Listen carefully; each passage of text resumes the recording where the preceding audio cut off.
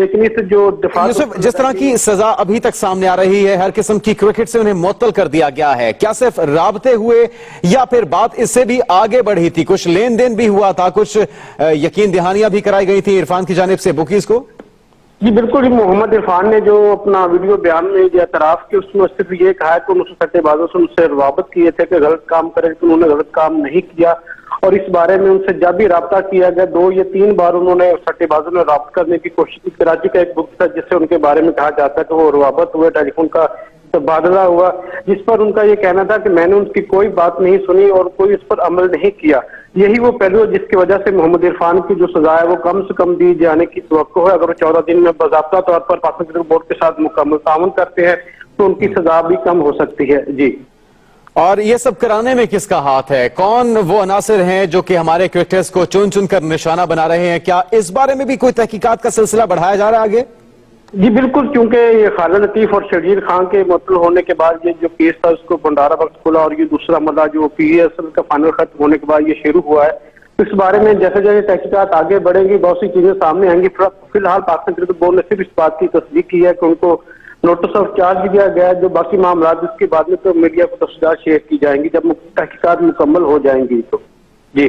ٹھیک ہے، اور آج ہی شاہزیب حسن بھی پیش ہوں گے اینٹی کرپشن یونٹ کے سامنے، اور ان سے کیا تفصیلات جانی جائیں گی یہ بھی آپ سے جانیں گے۔ یوسف انجم، ہمیں زاہد مقصود صاحب نے جوائن کیا ہے سپورٹس ایڈیٹر کی جانب سے، ہم جاننا چاہیں گے ان کا تجزیہ کیا ہے۔ زاہد مقصود صاحب، یہ اس طرح سے چن چن کے ہمارے کھلاڑیوں کو نشانہ بنایا جا رہا ہے، عرفان کے بارے میں بتایا گیا کہ ہر طرح کی کرکٹ سے انہیں معطل کر دیا گیا، کس طرح دیکھتے ہیں اس فیصلے کو آپ؟ جنید، پہلی بات تو یہ ہے کہ جو آپ نے لفظ بولا کہ چن چن پر نشانہ بنایا جا رہا ہے، تو چن چن پر نشانہ نہیں بنایا جا رہا ہے، انویسٹیگیشن جاری ہے، کیونکہ پہلے پی ایس ایل جاری تھی۔ زاہد صاحب، معذرت کے ساتھ قطع کلامی کی معذرت چاہوں گا، میں یہ کہہ رہا ہوں کہ بکیز کی جانب سے نشانہ بنایا جا رہا ہے اور پھر ان کے خلاف اس طرح کے رپورٹس تو سامنے آ ہی رہی ہیں، کیونکہ انہوں نے اقرار بھی کیا کہ ان کے رابطے ہوئے تھے۔ یہ جتنے بھی پلیئر تھے، آپ کو جنید یاد ہوگا پی ایس ایل کے سے پہلے جو ہے نجم سیٹھی صاحب نے بھی بیان دیا، پھر شرجیل خان کو اور خالد لطیف کو اگلی فلائٹ پر واپس بھیج دیا گیا تھا۔ پی ایس ایل کے ختم ہونے کا انتظار کیا گیا، اور پھر آپ کو یاد ہے کل شہریار صاحب نے قذافی اسٹیڈیم سے میڈیا سے بات کی جب انہوں نے کہا کہ کسی قسم کی نرمی نہیں برتی جائے گی۔ تو محمد عرفان کل پیش ہوئے تھے، کل ٹریبیونل کے سامنے ان کا تقریباً 1 گھنٹہ 1.5 گھنٹہ وہ نیشنل کرکٹ اکیڈمی میں رہے، اور ذرائع کے مطابق انہوں نے یہی موقف اختیار کیا کہ پہلے ان کے والدین بیمار تھے، پھر یکے بعد دیگرے دونوں کی ڈیتھ ہوئی، ماں کی اور باپ کی، تو وہ اس کی ٹینشن میں رہے اور